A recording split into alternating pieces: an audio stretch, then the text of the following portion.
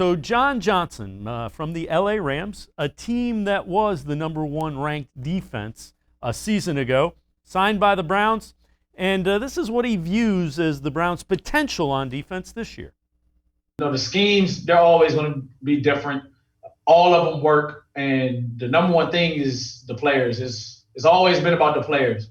And walking into this building, we got the players to do that, to get to that level. Even the guys here now, I know some guys are still missing or they're gone for the week, but we've got the guys on paper to do it. So it's really just going out there, practicing, becoming great at what we do, being technicians. And I think the sky's the limit. I've seen some things, ranking, projecting that we will be a great defense, but we're going to put this work in. We're going to keep building. I think the sky's the limit for us.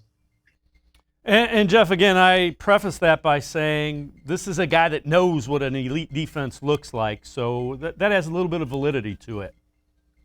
He does, and he comes from a defense that thrived by having both a good coverage and a great pass rush. I mean, you have Aaron Donald.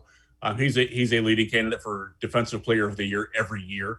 I think we like to think that about Myles Garrett now, and that Garrett can have that sort of impact on Cleveland now that he's healthy and ready to rock and roll.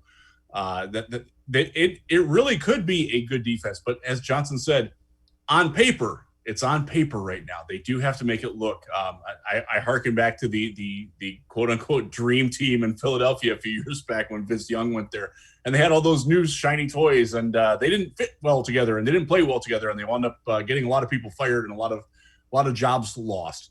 I'm not saying at all that that's going to happen in Cleveland either, but the warning is there that you can't just rely on what's on paper. They do have to go out and put the work in. So I appreciate Johnson saying that and his focus. This is a guy that understands. He wasn't a top draft pick. This was a guy who had to fight his way to get to the status that he is right now as one of the best safeties in the NFL. Certainly one of the best cover safeties in the NFL. He understands what it's like to put that nose to the grindstone and go after it and get it.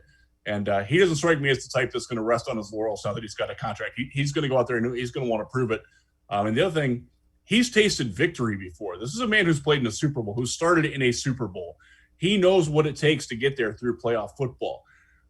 As thrilling as the Browns' run through the playoffs last year was, and it was 2 games long, that's the only 2 games that most of these guys have ever played in the postseason. So the fact that you're getting more experience back there and a guy that's been a part of a winning elite defense, it can only help.